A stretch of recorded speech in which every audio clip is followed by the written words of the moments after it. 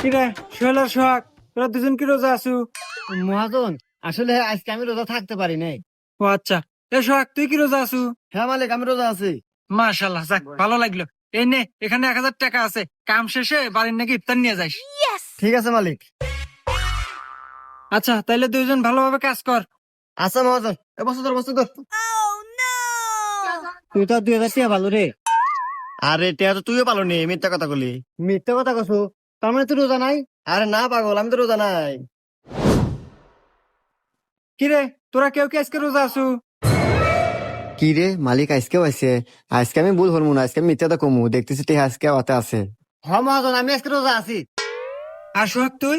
না মহাজন, হ্যাঁ সাথে চেতন পাই নাই। ও আচ্ছা, তাইলে তুই এক কাজ কর, বাসায় যা, বাসায় যা, দেখ তোর ভাবি বিরিয়ানি রান্না করছে, যা খাওয়া দাওয়া করে আয়গা। আচ্ছা মহাজন, আমি আরই যাইতেছি, তোর তোর তোর।